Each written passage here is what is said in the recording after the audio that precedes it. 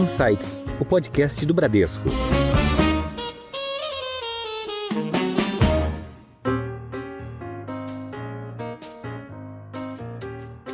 A gente começa a ensaiar um ambiente benigno para o Brasil. É lógico que tem as eleições no ano que vem, então, do ponto de vista de gestão, é difícil, com cota diária, né, com limites de risco, não é trivial você implementar uma visão tão de longo prazo assim, claro, com tantos soluços que a gente pode ter daqui até lá. O que a gente tem feito é ter posições pequenas e algumas posições via opcionalidade. Então, o que eu acho que a gente tem para ano que vem? Um cenário que, se a MP passar e você compra o fundo de infra hoje, né, ainda no ano de 2025, você entra isento na perpetuidade e essa isenção passa a valer mais porque ela está contra 17,5, o que leva aquele gross up que eu comentei de CDI mais 2,6 para CDI mais 3. Então, tem uma oportunidade interessante na mesa. Hoje, o que a gente tem visto é até um movimento que a Absolute vem aumentando isso dentro da gestora, né? Que é aumentar um pouco a quantidade de estratégias dentro da gestora para oferecer uma diversificação maior para os clientes, e isso permite que a gestora consiga flutuar em diferentes momentos de mercado, né? Olá, tudo bem? Você ouviu agora alguns dos nossos destaques de hoje, mas tem muito mais. Eu sou a Juliana Maeda e este é o Insights, o seu podcast semanal. O mercado se ajusta ainda com os impactos do tarifaço norte-americano. Setores que ficaram fora da lista de isenção buscaram novas alternativas de negócios, além de usar o crédito disponibilizado pelo governo federal. Em paralelo, muitas gestoras de recursos passam por consolidações e enfrentam uma crise que já dura 4 anos, com quase 700 bilhões em resgates de fundos multimercados desde 2021, segundo a Ambima. Mas uma gestora conseguiu fazer diferente. Em vez de perder espaço, ela cresceu. Enquanto nomes tradicionais encolhiam, essa casa se destacou e mostrou que é possível prosperar, mesmo em um cenário tão desafiador. E no Insights de hoje, nossa conversa é com Thiago Santana, sócio fundador e CEO da Absolute Investimentos, uma das maiores gestoras de recursos do Brasil, e ele vai contar pra gente o que diferencia a Absolute. Thiago, seja bem-vindo ao Insights. Muito obrigado, Juliana. Obrigado, Manu. Prazer estar aqui com vocês. E também está conosco a Maria Manuela de Orleans e Bragança, gestora de fundos ou Fund of Funds e minha colega da Bradesco Asset. Manu, seja bem-vinda ao nosso primeiro Insights juntas. Obrigada, Ju. Prazer estar aqui. Obrigada pelo convite. Tiago, eu queria começar falando sobre a Absolute. Você estava lá desde o início da história de vocês. Conta pra gente como surgiu, qual a história do nome e quais são as estratégias hoje que vocês atuam principalmente. Tá ótimo. Bom, a Absolute surgiu capitaneada pelo Fabiano Rios, né? O Fabiano tinha uma história grande em tesouraria, depois ele teve experiência no mundo de asset, ele montou uma estratégia macro, uma estratégia de arbitragem, numa gestora chamada Claritas, e um belo dia ele decidiu sair, né, para montar um projeto próprio, e eu estava no meu trabalho anterior, eu trabalho desde 99 em asset independente. Então, eu estou há bastante tempo nesse ambiente. Não conheci o Fabiano pessoalmente, mas conheci a reputação dele. E aí recebi um SMS na época, né, pré-WhatsApp. Tudo bom, Thiago? Sou o Fabiano Rios, queria conversar com você, me indicaram. E aí a gente foi conversar e bateu muito o que a gente acreditava, o que seria um business saudável de gestão de recursos de terceiros. E aí montamos a Absolute, convidei alguns sócios para participar com a gente, o Renato Boto, o Fabiano chamou o Márcio Calil, o Roberto. Isso foi em? Foi em 2013, né? Acabei não falando. O SMS entrega um pouco a data, mas não tanto, né? Então foi em 2013 isso. E a gente começou a Absolute com 9 pessoas e 2 estratégias, que era macro e arbitragem. E a folha em branco na nossa mão, a gente conseguiu, acho que, desenhar um bom business model. Ao longo do tempo, a gente foi percebendo que aquele modelo que a gente pensou estava funcionando. A gente, em 2013, começou. Em 2018, a gente trouxe uma primeira estratégia nova, que foi ações, né, com a vinda do Christian e do Ring. Então, eles primeiro tiveram risco dentro do fundo macro e logo na sequência a gente abriu os produtos de ações para a equipe tocar. E foi uma experiência muito rica, né? Porque tinha esse ponto de funcionar do ponto de vista de modelo de negócio. Sim. E tinha um ponto de vista que para o cliente é muito interessante, que é da troca de informação entre as áreas. Então, o macro ajuda muito na construção do portfólio dos fundos de ação, e os fundos de ação naturalmente ajudam muito também a parte macro, porque estão conversando com a economia real, estão trazendo inputs diferentes do que se fosse um gestor estritamente macro estivesse olhando. Então a gente começou a ir nesse desenho, e aí 4 anos depois disso a gente trouxe uma área de crédito para fazer crédito high grade, né, que é o crédito de maior qualidade, um crédito mais pelo AAA, que conversa muito também com macro e com ações. Claro. São basicamente as mesmas empresas listadas na Bolsa. E com o macro é o tema de em que lugar da curva você quer estar, se você faz o hedge ou não faz o hedge das posições. Então, isso hoje nos levou a ter próximo de 60 bi sob gestão. E aí, como você falou, a gente conseguiu se consolidar como uma das principais gestoras do Brasil. Assim. E o nome? Olha, Absolute, o mercado financeiro não é conhecido pela criatividade, né? A gente isso é verdade. Tem que admitir isso. Então, o nome veio de um fundo que o Fabiano tocava na gestora anterior, que se chamava-se Claritas Absolute, e aí ele trouxe o nome para a empresa. E com Absolute quer dizer retornos absolutos, né? Traz esse conceito de tentar ganhar dinheiro em qualquer condições de mercado. A gente achou bastante interessante e o nome tem essa origem. Essa estratégia de arbitragem que vocês têm na Absolute é algo bem diferenciado que a gente vê na indústria, né? Se você puder comentar um pouquinho também o que é essa estratégia. Comento, claro. Assim, a gente faz, desde que a gente começou, né, a estratégia de arbitragem, e antes o Fabiano fazia. E o que é interessante dela? Você foge do risco de mercado específico. É uma arbitragem que a gente chama de eventos corporativos, em que, particularmente assim, em ações de bolsa, tem que ser empresas listadas para a gente poder operacionalizar. Então, tipicamente, uma empresa A anuncia a intenção de comprar a empresa B a determinadas condições, em determinado preço. Então, a partir daquele momento, como houve um anúncio de intenção de aquisição, essa empresa B, que é a empresa-alvo, ela deixa de se comportar como ações e ela passa a se comportar como um evento corporativo que se concretiza ou não. Então, o que a gente faz é analisar se esse prêmio que ficou, né, vamos supor que a empresa B, a empresa avisou que ia comprar a B por R$10, se ela está 8 na tela, esses R$2 que eu posso ganhar se essa operação for concluída, vale a pena vis-à-vis o risco da operação? Então, percebe que a gente foge completamente assim de o dólar está 5 ou 5,50, né? O juros está 14 ou está 15. Você passa a ser um risco muito idiosincrático. E aí ele vira um produto extremamente descorrelacionado. E como você comentou, assim, é raro de ver, né? Muito único assim, na indústria. Então, a gente tem a família dos alfas, do Absolute Alpha Global e do Absolute Alpha Marb, que fazem majoritariamente essa estratégia. E no fundo macro, a gente tem um pedacinho do risco também nessa estratégia. E, Thiago, a Absolute teve um crescimento bem acelerado, né, nos últimos anos, enquanto a indústria vem sofrendo esse encolhimento, né? O que você diria que foi o ponto de virada que permitiu essa escalada? Algum trigger que permitiu isso? Eu acho que foi uma visão boa para o que estava virando a indústria de gestão independente no Brasil. Quando a gente montou lá atrás, e antes disso, era muito um tema de você tinha que ser monoproduto, né? Você tinha que ter um produto. A gestora era uma boutique especializada numa estratégia só. Isso tinha essa fascinação com existe um foco, tem que ter... Agora, a gente entendeu que o foco pode existir distribuído em pessoas diferentes. Então, quando a gente foi... com o passar do tempo, a gente foi percebendo que o mercado estava mudando, que as assets independentes poderiam ter novas frentes, poderiam ser estruturas maiores, mais profissionais.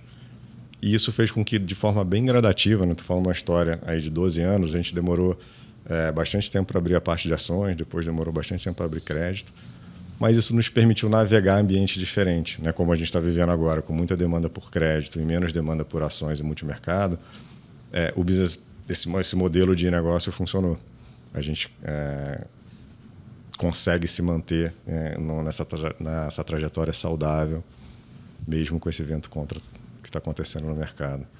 E esse ponto é bem interessante, porque realmente a gente ouve muito sobre as gestoras, até no mundo internacional que eu acompanho um pouco mais, algumas gestoras tradicionalmente de multimercados, lançando produtos de crédito, mas vocês já fazem isso há bastante tempo, né? O que você acha que são as vias de, olhando para frente, quais são os caminhos, quais são as oportunidades e quais são os desafios que vocês enfrentaram e que a gente pode enfrentar daqui para frente? Pensando em termos de potencial de crescimento, assim, de estratégia, acho que crédito no Brasil é um mercado que tem tido uma expansão enorme e acho que vai continuar conquistando bastante espaço, né? Porque você tem instrumentos de financiamento de longo prazo, né? Como, por exemplo, as debêntures de infra, que foram para pessoas físicas. Então, se para pensar no Brasil, a pessoa física está fazendo um investimento que talvez pudessem ter sido feitos por fundos de pensão, por endowments, por investidores de longo prazo.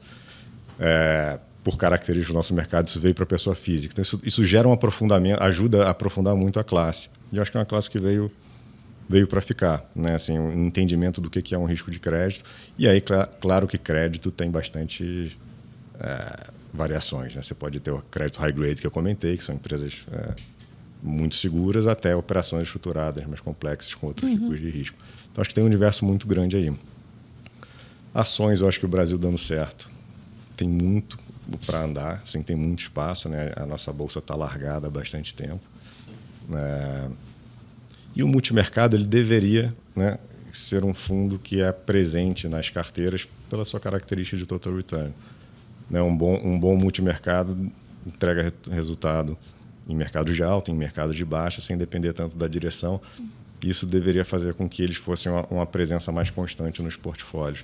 Então, o que eu pensaria? Multimercado como uma base, ações como um grande potencial de crescimento em termos de ganho de capital, e crédito, a gente continua crescendo do ponto de vista de novos produtos e aprofundamento do mercado dentro com os investidores. E, Thiago, um dos pontos muito positivos da Absolute é o baixo turnover de equipe, né? Isso é um ponto muito crucial para nós, alocadores de fundos, é ver que a equipe está na gestora por bastante tempo, que sai pouca gente durante o seu histórico. O que você diria que é o segredo para esse baixo turnover de vocês, pela sinergia que vocês têm dentro da equipe? Esse é um ponto que é muito caro para a gente, né? A gente gosta muito de ter essa característica. E eu acho que ela vem de duas formas. Primeiro, uma parte mais artesanal. A gente tem um processo de curadoria de pessoas muito longo. Assim, a gente demora para achar a pessoa correta o tempo que tiver que demorar. Então, a gente não tem pressa para fazer o movimento. Isso faz com que a gente acerte um pouco mais na pessoa. Então, isso já ajuda. Mas você acertar na pessoa e depois ela está inserida no modelo de negócios que não vai ser bom para ela se o negócio der certo, você vai acabar perdendo ela em algum momento do tempo. Então, o primeiro ponto é atrair, que eu acho que é esse tema mais artesanal. E o segundo é a gente ter regras muito claras de remuneração, ter uma partnership que funciona, então quem vai se destacando vai virando sócio da empresa. As regras de bônus são mais claras possíveis, principalmente para a gestão. Então isso tira muito ruído do ambiente e deixa as pessoas bem alinhadas, né? Que no final, né, vocês como alocadores, o que vocês querem? Querem que o gestor esteja ali com sangue no olho, né, olhando no detalhe o que pode fazer para melhorar o fundo, melhorar a performance. A gente, do nosso lado, tem que fazer com que os incentivos que ele tenha na mesa para buscar isso sejam incentivos corretos. E esse foi um ponto que, desde o começo, vocês desenharam e tinham claro que esse ia ser um dos principais pilares da Absolute. Foi. E isso foi muito... Por isso eu citei rapidamente o tema também de ter experiência em gestão de recursos de terceiros. Uma coisa, às vezes, que a gente viu acontecer, que é uma indústria relativamente jovem no Brasil. Sim. Né? Jovem a ponto de eu ter visto nascer, né? E participar um pouco desse processo. Então, teve muito erro que foi cometido por não ter uma massa crítica de pessoas com experiência nesse segmento. Então, quando a gente foi montar, a gente já tinha visto acontecer muitos erros com os amigos, com concorrentes, com a gente mesmo ao longo do caminho. E aí as premissas para embasar o modelo, a gente não mudou praticamente nada nos últimos 12 anos. Ajustes assim, pontuais. Então, tem funcionado bem. E é uma coisa que também a gente valoriza bastante. A gente também, né? Não, sem dúvida. Uma cultura bem forte, né? Há muito tempo. Mudando um pouco de assunto, a gente traz agora a discussão sobre a medida provisória 303, que a partir do ano que vem vai começar a cobrar o imposto de renda em cima dos títulos incentivados, que é algo bem relevante na carteira dos clientes, das pessoas físicas investidoras. E um dos seus sócios, o Paulo Bocchi, até comentou que, lendo uma entrevista, que o brasileiro prefere um prejuízo de um isento, né, de um título isento, a um lucro tributado. Comenta pra gente um pouquinho o que você acha que pode mudar para a indústria de fundos, para nós, para vocês? Tá. Essa MP é importante, né? A gente tem acompanhado de perto. Ela traz para o investidor basicamente duas diferenças. Ano que vem, tributar em 5%, como você comentou, os isentos, e unificar a alíquota de FIA, de FINS, né, de fundos multimercado, em 17,5%. Porque hoje tem uma diferença, né, entre os fundos de ações e os multimercados. Exato. O multimercado vai de 15% a 22,5%, dependendo do prazo, né, que o investidor fique, e de ações a 15% no resgate. As alíquotas convergeriam para ser 17,5%. O multimercado ainda continuando com o que a gente chama do come cotas, né, que é aquela cobrança semestral, e o ações continuando só no resgate, mas com a mesma alíquota. A gente tem que estar acompanhando muito de perto para ver se de fato vai passar, né? A MP ainda precisa ser aprovada. Vamos trabalhar com o cenário que ela vai ser aprovada para efeitos de exercício. O que a gente acha é que isso cria uma oportunidade ímpar para você perpetuar a sua isenção comprando fundos de infra, em vez de comprar o ativo diretamente. Então, isso até no curto prazo eu vejo como positivo para a indústria de fundos. Por que eu digo isso? No ano que vem, o entendimento é que, se você adquirir um título em 26, quando você vender, você vai ser tributado. Se esse título foi adquirido em 25, você não vai ser tributado. Então, ótimo, eu poderia comprar um título agora, só que um dia ele vence e a minha isenção acaba. E se você compra um fundo e não vende aquelas cotas, o fundo gira a carteira, né? Compra e vende ativos dentro da sua carteira, e você, pelo tempo que você permanecer, você vai ter isenção. Então, essa é uma coisa que a gente está muito atento e conversando com os investidores. Fala, olha, em passando a MP, parece ser muito forte o argumento para você trocar suas posições em ativos pelo fundo. Aí, muitos dos ouvintes já devem estar pensando, mas o que você está falando é verdade, e aí isso se reflete em baixo prêmio de risco, né, para você ter essas... Que todo mundo faria isso. Exato. Hoje está próximo da NTNB, né? Assim, não tem um risco... Desculpa, não tem um prêmio de crédito para você comprar um ativo de infra. Só que a isenção é um prêmio absurdamente bom. Para o nível de Selic de 15%, que é o que a gente tem hoje, você comprar um título isento na B, né, assim, sem prêmio, ele te equivale a CDI mais 2,6% bruto, que a gente fala. Né? Então, se você tiver CDI mais 2% e pagasse imposto, é o resultado que você estaria comprando a isenta, sem prêmio. Então, CDI mais 2,6% para você comprar um risco de crédito AAA, como eu comentei, high grade, das melhores empresas do Brasil, nos parece ainda muito atrativo, em que pese não ter o prêmio ali diretamente. E se a alíquota for para 17,5%, quando o mercado faz essa conta do gross-up, né, que é deixa eu calcular o bruto, se esse fundo fosse tributado, quanto que seria o retorno nominal dele equivalente? Os juros, todo o mercado faz essa conta com 15 hoje. Se você fizer com 17,5, já vira CDI mais 3. Então, o que eu acho que a gente tem para ano que vem?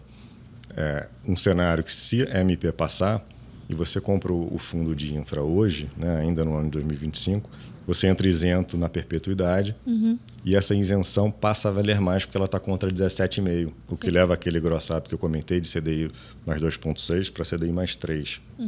Então, tem uma oportunidade interessante na mesa. E, naturalmente, ano que vem é pior, né? Mais tributação. Sim. A gente acha ruim, né? De qualquer forma. E com relação ao tarifaço americano, o que vocês acham que são os impactos para o ambiente de investimentos? Assim, especificamente para investimento, só um passo antes. Na economia real, parece negativo para os Estados Unidos, porque ele perde um pouco de acesso à cadeia de produção global. Mas na parte de investimentos, que é o que a gente está debatendo aqui, a gente tem um cenário em que o dólar deve se enfraquecer contra outras moedas, porque quando o Trump chega e puxa essa guerra tarifária e começa a ter uma relação mais difícil, né, entre nações, faz repensar o que nos últimos 12 anos foi quase que um moto contínuo, que era os ativos serem todos dolarizados e basicamente sediados nos Estados Unidos. Então, o que a gente acha é que isso vai gerar uma realocação global de portfólio, que não seja no estoque, mas que na margem, né, um fundo de pensão canadense olha para um lado, olha para o outro, fala, pô, esse cara que está querendo anexar minha economia, está tarifando aqui, será que eu preciso ter 85% em dólar? Eu não posso ter 80% dos meus ativos em dólar, 75% em dólar? Isso é muito dinheiro para outras economias. Então, isso deveria enfraquecer o dólar, né? Você tem menos demanda por dólar e você tem fluxo para ativos de risco e para as moedas de outros países que estavam esquecidos há muito tempo, né? Como o Brasil. Como o Brasil, exato. O Brasil hoje é muito insignificante nos portfólios globais, né? A gente foi saindo, foi perdendo espaço. Então, qualquer delta, né, qualquer alocação marginal que venha para o Brasil pode ser muito relevante. Sim. E a gente tem visto realmente o fluxo tem sido alto, né, dos investidores estrangeiros, e mesmo assim ainda com um potencial de atrair muito mais. Falando já ainda sobre cenário, analisando um pouco o comportamento do dólar, os ciclos de juros do Brasil e Estados Unidos, que estão acho que em movimentos diferentes, em momentos diferentes. O que são as apostas da Absolute? Agora a gente já começou o segundo semestre, mas para o restante do ano de 25 e até começo de 26, considerando também que ano que vem é um ano de eleição, né, aqui no Brasil.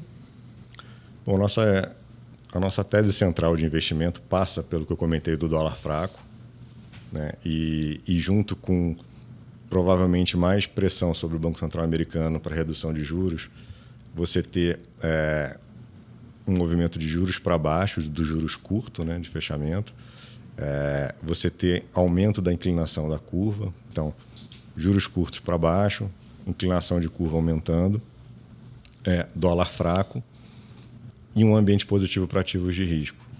Então a gente gosta de vender dólar contra uma série de moedas e de comprar bolsas, não só nos Estados Unidos, mas bolsas de uma forma geral.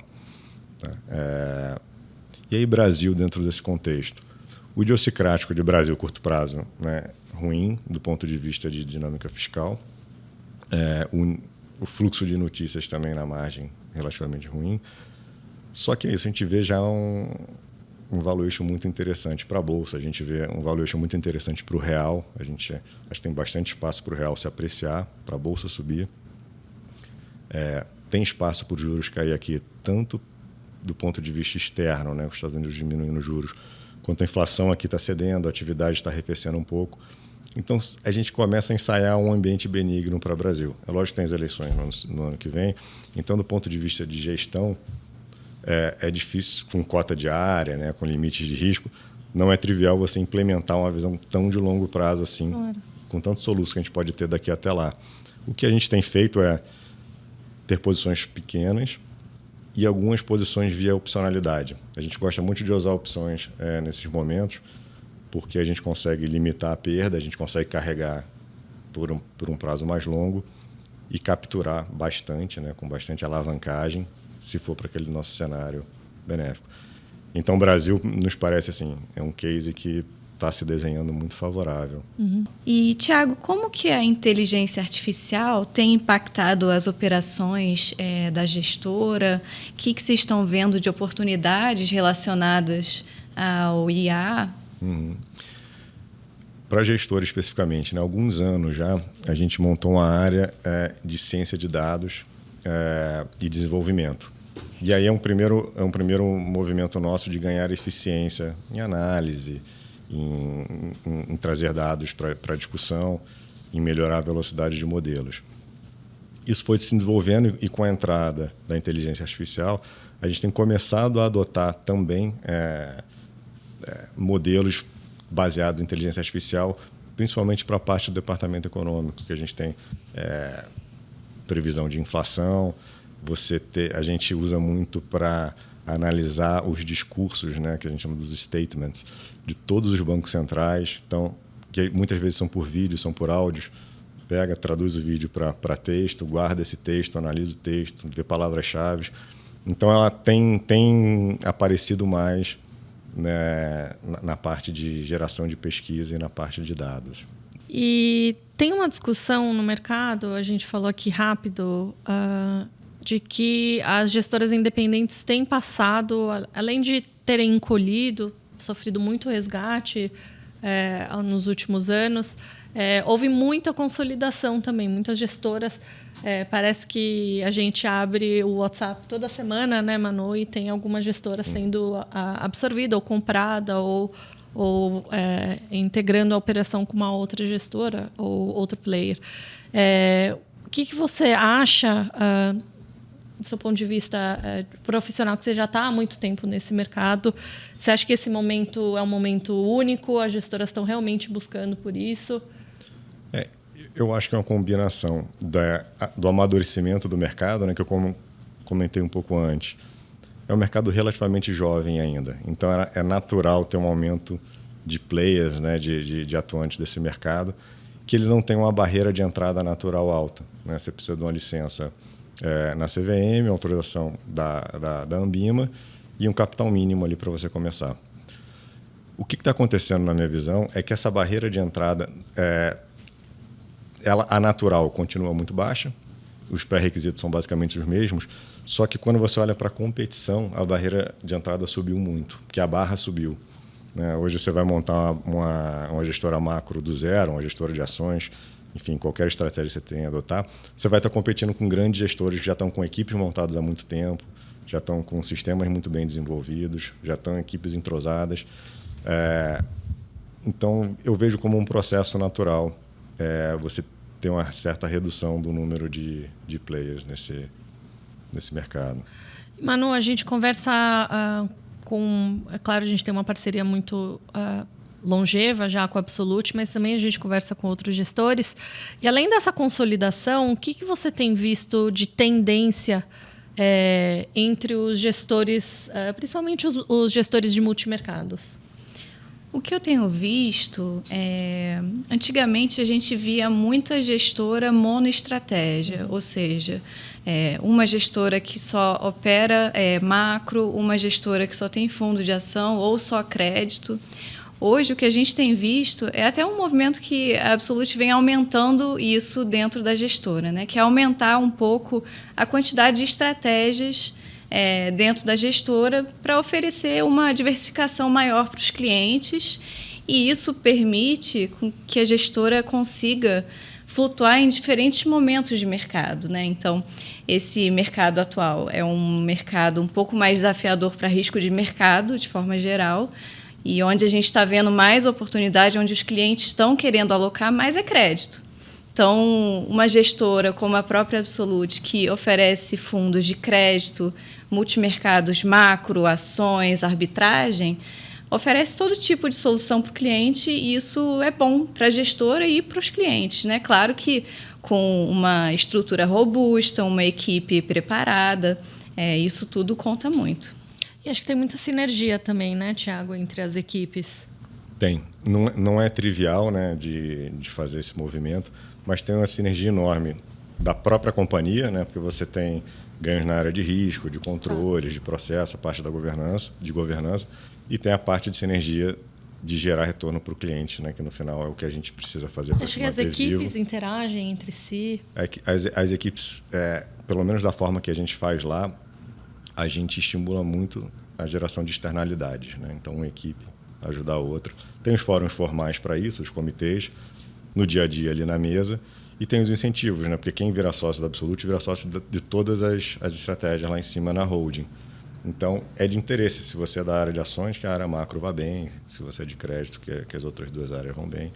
Então, tem a amarrar na partnership e tem na cultura ali, da forma que a gente faz, de incentivar muito a troca de ideias. Queria que você desse uma explicação rápida Já vou fazer uma propaganda que a gente tem alguns vídeos que a gente explica o que são os nossos Fund of Funds, os nossos fundos de fundos multigestores, mas se você também puder trazer um pouquinho... Claro. Então, começando sobre a nossa área, né, que é soluções de investimento. A nossa área, o objetivo dela é selecionar, aprovar, investir em fundos de gestoras terceiras, né, que não são do Bradesco. E isso a gente faz oferecendo algumas soluções para o cliente, né? Seja através de um fundo espelho, por exemplo, oferecendo os fundos da Absolute por aqui, né, sem o cliente precisar sair do Bradesco, ou através de fundos exclusivos, carteiras administradas, hoje em dia que vem ganhando cada vez mais força, e os próprios fundos multigestores, que você comentou, que são os fundos de fundos mesmo, né? A gente tem uma carteira que, ao invés da gente alocar em ativo direto, a gente aloca em fundos. Então, por exemplo, a gente aloca nos fundos da Absolute e nos fundos de outras gestoras. Sejam esses FOFs, né, esses multigestores de uma só classe, né, por exemplo, um FOF macro, ou um multigestor multiclasses, né? Então, a nossa área hoje tem mais de 70 bi sob gestão e são mais de 200 gestores aprovados. E toda a aprovação de uma gestora, de um fundo, passam por uma governança interna nossa bem robusta, em que a gente olha critérios qualitativos, critérios quantitativos. No final, a gente tem um rating de cada fundo que a gente investe. E tudo isso passa por comissões aqui da Bradesco Asset e do Banco Bradesco como um todo, tá? O interessante disso, por conta dessa proximidade que a gente tem com todas as gestoras, a gente está a par de todas as mudanças, tudo que as gestoras estão lançando. Então, isso traz, acho que, um edge nosso com relação ao cliente por ter essa proximidade e conseguir fazer movimentos talvez mais rápidos do que uma pessoa física, talvez. Uhum. A gente faz alocações nos fundos multimercados macro, nos fundos de ações, principalmente o Absolute Pace, que é o Long Bias. Esses dois fundos entregam um alfa bem interessante para os nossos portfólios. Que é um retorno acima do benchmark. Né? Isso. E o próprio Absolute Alpha Marb, que é o que o Thiago comentou no início, que é o fundo de arbitragem, a gente também aloca nele, que é uma forma de diversificação em um dos nossos FOFs também. E agora a gente já está quase no fim do nosso papo. Eu já tinha adiantado para vocês que viria uma pergunta difícil, talvez a mais difícil do nosso bate-papo. Está fora do roteiro aqui, mas eu queria saber uma curiosidade que eu sempre tive. Eu sempre gosto de saber, quebrar o gelo com isso. O que vocês fariam? Eu vou começar pelo Thiago. Se você pudesse escolher uma profissão, qualquer outra profissão que não de CEO, de asset, o que você faria para trabalho como uma carreira? É difícil a pergunta, mas eu vou... Ninguém para pensar nisso. Eu vou resgatar o que eu pensava quando eu fiz economia, né, como formação. Depois fui mestrado em economia também. Mas uma das coisas que me passava pela cabeça e passou quase que bastante seriamente era ser diplomata. Talvez escolhesse essa profissão agora. Ser diplomata, negociar com um país de primeiro mundo, preferencialmente. Interessante, diferente. Muito legal. Manu? Eu sempre estudei pensando que eu ia trabalhar no mercado financeiro, mas se fosse para escolher uma carreira assim, nada a ver com o mercado financeiro, eu acho que ia trabalhar com alguma coisa relacionada a cavalos, que é uma grande paixão minha. E você, Ju, qual seria a sua profissão se você não trabalhasse no mercado financeiro? Bom, eu já pensei várias vezes sobre essa resposta, porque eu já faço essa pergunta há bastante tempo para todo mundo, mas como uma boa multitask, eu faria várias coisas ao mesmo tempo. Acho que eu adoro fazer bolos e cozinhar, sobremesa especificamente, porque eu acho que não é só tanto intuitivo, é muito mais exato e adoro também Ju, comer? traz uma sobremesa pra gente aqui um dia. Tá bom, eu faço. Tá bom. E eu teria uma fazenda de vinhos também. Plantaria parreiras, estudaria e resgataria cachorros nessa fazenda enquanto eu cozinho bolos. Aceito vinho também, viu? Tá bom. Isso aí. Não, e os cachorros resgatados também, se vocês quiserem adotar também. E a gente está encerrando a nossa conversa no Insights. A gente sabe que vocês sabem que acompanha a gente tem a tradição de pedir para os nossos convidados uma dica cultural. Pode ser um livro, um seriado, um filme, uma exposição. Thiago?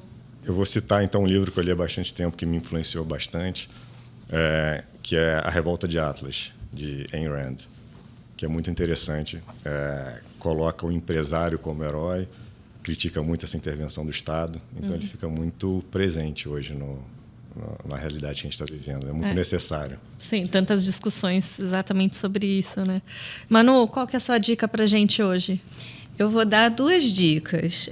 Uma relacionada ao mercado financeiro e outra mais relacionada a trabalho, talvez. Um livro que se chama Descubra Seus Pontos Fortes, de Don Clifton. Esse livro, quem me sugeriu foi a minha mentora aqui no banco. É um livro bem interessante porque você começa o livro fazendo um quiz, um testezinho sobre quais são os seus pontos fortes. E o que é interessante que eles gostam de enfatizar é que, ao invés de você tentar melhorar cada vez mais, os seus pontos fracos, você nunca vai ser bom nisso, né? Mas se você focar sempre nos pontos fortes, que realmente é onde você é bom, é aí que você vai se destacar e você vai ser mais reconhecido, sabe? Então, esse livro eu achei bem interessante por conta disso. E algo mais relacionado a investimentos, mas é uma série, eu vi há pouco tempo, mas ela lançou há mais tempo, é a série Billions. O que eu acho que é interessante deles, e sem querer dar spoiler, mas quem for até a 5ª temporada vai ver a importância aí de uma due diligence bem feita, né? Uma due diligence é o que nós, da área de Fund of Funds, fazemos com as gestoras de terceiros, né? Quando a gente vai aprovar eles, a gente faz toda uma análise criteriosa qualitativa e quantitativa, é o que a gente faz para aprovação. Eu acho que é um pouco exagerado, tem algumas situações um pouco extremas, né? Sim. Caricatas, mas não deixa de ser verdade a análise criteriosa de uma gestora antes de investir nela. Muito bom, esse foi mais um episódio do Insights, o podcast do Bradesco, e eu tive o prazer de conversar com o Thiago Santana, sócio fundador e CEO da Absolute Investimento. Thiago, muito obrigada. Obrigado a vocês, é um prazer estar aqui falando com vocês. Eu também quero agradecer a minha colega, Manu, ou Maria Manuela, de Orleans e Bragança, gestora de fundos da Bradesco Asset. Manu, obrigada. Obrigada a você, Ju. Obrigada, Thiago.